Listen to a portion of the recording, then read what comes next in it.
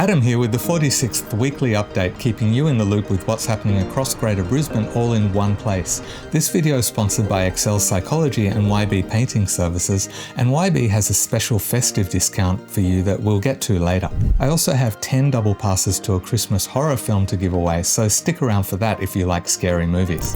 It's been a big week weather-wise, with day after day of storms and temperatures well above average in between the barrages of lightning and hail. Over the course of the week, Greater Brisbane saw hailstones as big as 12 centimetres in diameter. RACQ has said that over 3,600 insurance claims had been made by their members across southeast Queensland in recent storms up until Monday. Around 162,000 southeast Queensland homes and businesses lost power in the storms on Monday. Despite the monster hailstones and over 880,000 lightning strikes just on Monday, authorities say winds were the main factor that led to the power outages. Fallen trees and power lines also led to some roads being closed, and 12 state schools were closed on Tuesday due to thunderstorm damage. The storms were followed by higher than average temperatures. Moreton Bay was hit particularly hard, and residents of these 61 localities are eligible for personal hardship financial assistance. There's a range of grants available, and I've put a link in the video description if you think you may be eligible. But crazy storms aren't really anything new for this part of the world. Weather extremes are just part of life in this sunburnt country, but one way we manage some of the challenges the weather brings is about to change. The Bureau of Meteorology's Enviromon software, which powers all Greater Brisbane Council's real-time flood alerts, will have support terminated in mid-2026. Enviromon has been available to Australian councils free of charge for almost 30 years, but now councils will have to fund their own alternative applications, which Brisbane City Council say could cost even as much as $500,000. They applied to the federal government for funding through their Disaster Ready Fund, but were knocked back 2 years in a row. The Enviromon software was written some 30 years ago and could only run on outdated versions of Microsoft Windows, which were insecure and didn't meet modern-day standards. The Bureau of Meteorology will be replacing it with an American-developed program called OneRain, but it can't be sub-licensed. That's why it can't be provided free of charge to councils and other public entities. But as we heard a couple of weeks ago, councils are not happy about it. Ultimately, unless the federal government steps in and the BOM steps in, this is a cost that ratepayers will bear, which should be carried by the federal government and the BOM. Of course, live flood alerts are essential for this area of southeast Queensland, so we'll keep you updated here on the Brisbane channel as councils work out how to proceed.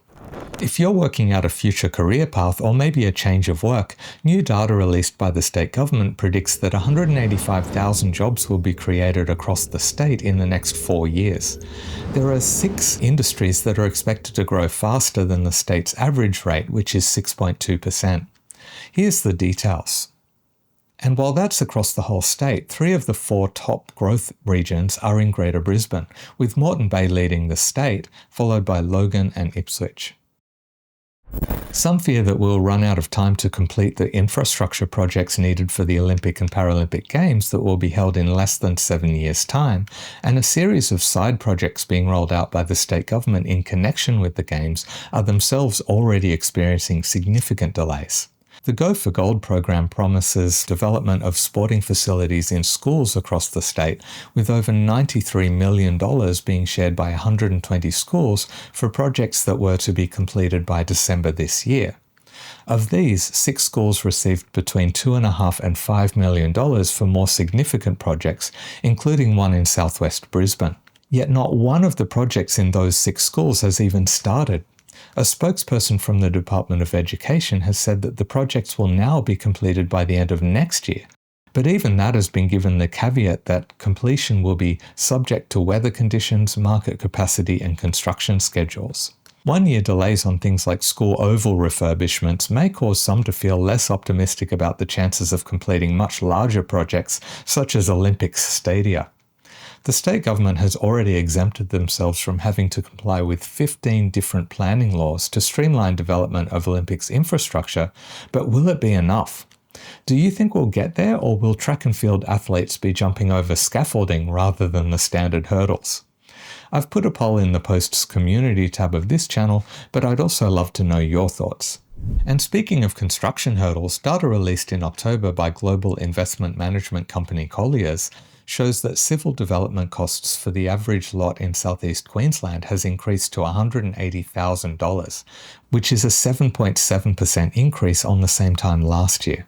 So besides the increased land values, which we covered in last week's update, if you want to build a new home in our corner of Queensland, you'll also need to deal with big increases in all those costs incurred before construction even begins, like connecting utilities, completing earthworks, and paying government charges.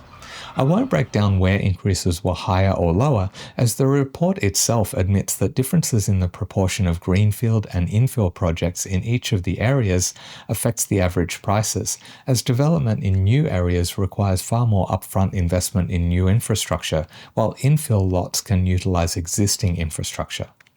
But here's the averages from the report for anyone interested. These are definitely challenging times, and if you're looking for support with anxiety, depression, stress, ADHD, or relationship challenges, the sponsor of this video, Excel Psychology, may be what you're looking for. They're a warm, inclusive psychology practice based in Spring Hill, about 500 metres from Central Station. With a diverse team of clinical and registered psychologists, they'll help match you with the right psychologist for your needs, often with short wait times. They offer Medicare rebates with a mental health treatment plan and also support work cover and NDIS participants. I have a video featuring some members of the Excel team giving tips on dealing with stress that you can check out here, and I'll put a link at the end of the video as well and in the video description. We'll get to the LGA specific updates starting in Brisbane, where a revitalisation of Fortitude Valley has been announced. A new neighbourhood plan will allow additional building heights to support more homes in the area, and there will be a focus on bringing together new homes, retail, entertainment, cultural experiences, and more connected public spaces. You'll have the opportunity to have your say on how the precinct could evolve, with consultation opening up on the 8th of December and running until the 15th of February. A draft plan will then be released sometime next year, and then after a review of the feedback and finalisation of the plan in 2026 or 2027, the plan is expected to be approved and adopted in 2027. Brisbane City Council's budget for the quarter ending in September has been released. Whether it's good or bad really depends on which side of the aisle in council you ask. The LNP majority say the budget is evidence of strong, responsible financial management, confirming a balanced budget and reduced debt. They say that the Schooner Council has consistently tackled cost of living pressures and the demands of a growing city. They point out an operating surplus and a $56 million decrease in expenditure for the quarter. But the Labor opposition point to a $15 million increase in fees and charges revenue and finance costs and debt servicing doubling to $41.5 million. They also highlight capital expenses, that is, money spent on acquiring, upgrading and renewing long-term physical assets like roads, buildings and infrastructure, dropping from $259 million to $128.7 million. One area that has seen both a budget and timeline blowout is the Story Bridge restoration. When it was first announced, the business case budget was $5 million and it was due to be completed in 2026.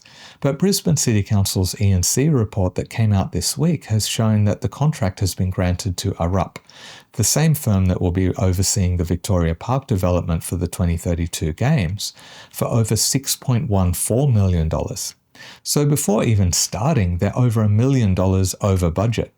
Not only that, but the timeline has been extended to 26 months. So instead of next year, we can't expect the plan for the bridge's restoration to be finalised until around November of 2027. In response to widespread attacks on city bus drivers, including one this month that left a driver with a fractured neck and jaw, a broken nose and fewer teeth after being attacked on the 340 service in Kelvin Grove, Brisbane bus drivers have demanded that full protective screens be installed on all buses. The Rail, Tram and Bus Union says that there are an average of 60 driver assaults each month in Brisbane, with the number exceeding 200 in September. Councillor Lucy Collier moved a motion in council for the monthly Living in Brisbane newsletter to be suspended for a year to fund 80 new protective screens, but it was unanimously voted down by the LNP majority. Rugby League fans will be happy to hear that Brisbane will host the 2026 Rugby League World Cup men's and women's grand finals at Suncorp Stadium. The Gold Coast and Townsville will also host games as part of the tournament. This week, Brisbane City Council announced they had completed their double-decker Citycat fleet with the addition of Mirabapa 2, bringing the total number of next-gen Citycats to 10. And while we're on maritime matters, the Cairncross dockyard in Morningside, which has sat unused since 2014 and was slated for residential property development or use as an industrial estate, will be revived, with the state government announcing a $2.5 billion privately funded project which will see it become Australia's second largest shipyard. It will be used by the Australian Defence Force, allied partners and commercial operators, and will have facilities to perform on-water and out-of-water vessel maintenance.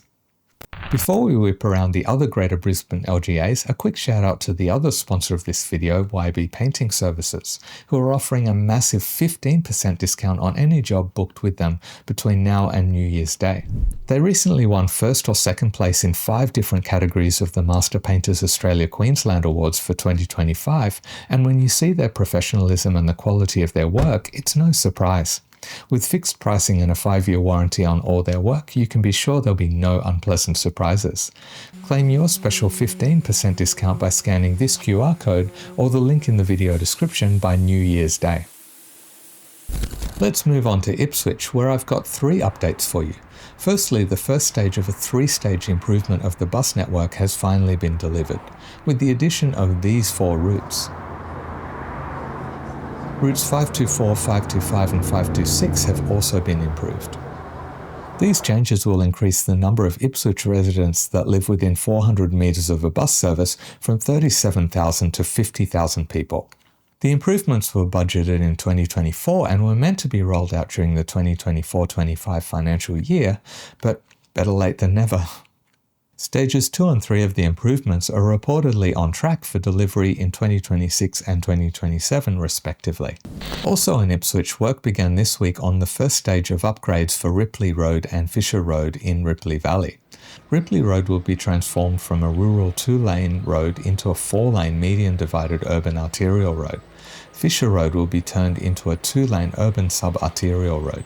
The upgrades will also include footpaths, cycleways and bus stops. One more Ipswich update.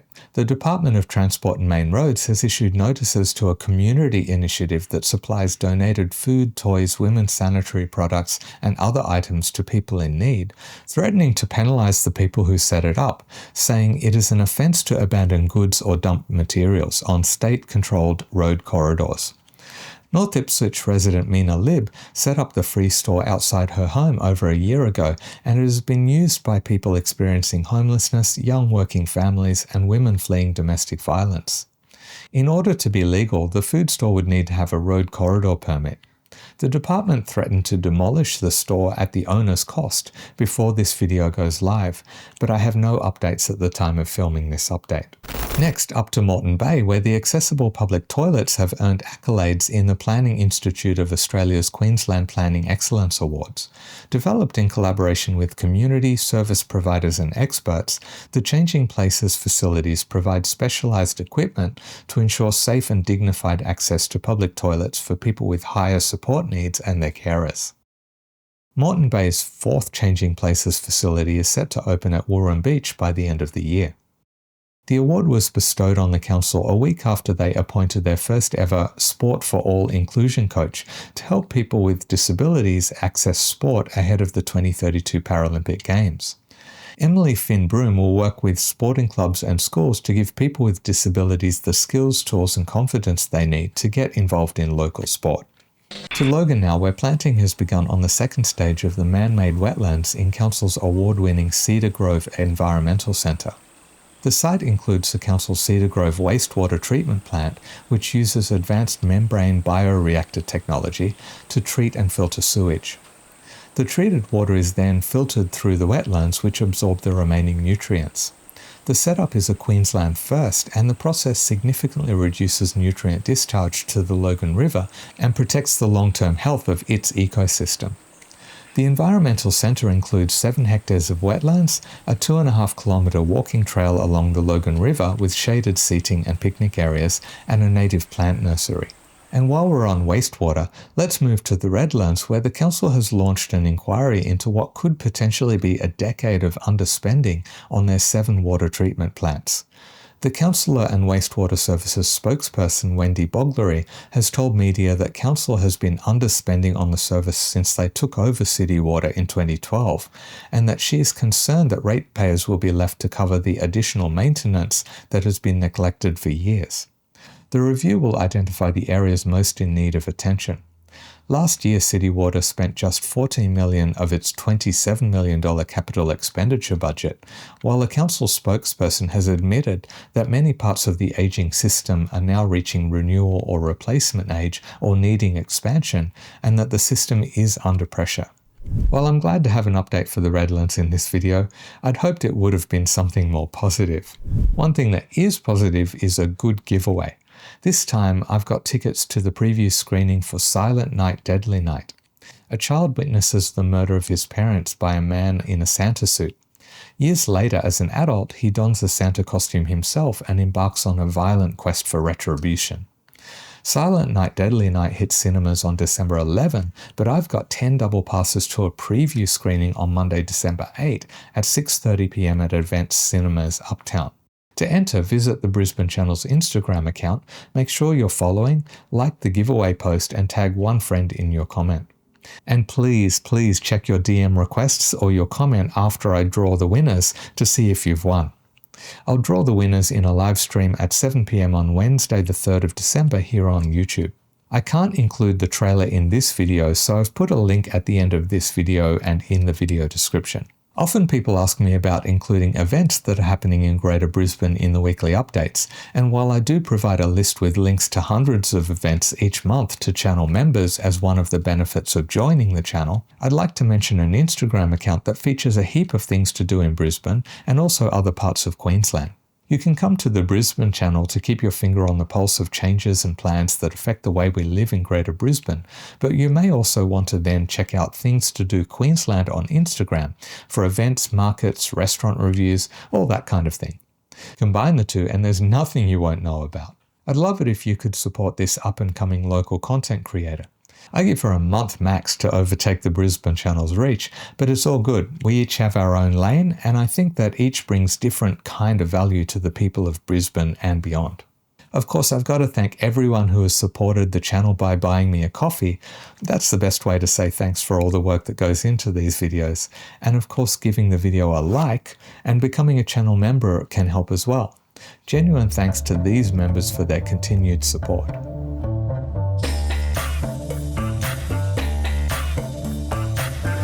I promised I'd put a link to this video at the end and also the trailer for the film I'm giving tickets away to, but if you missed last week's update video, you can find that here. So many options. See ya.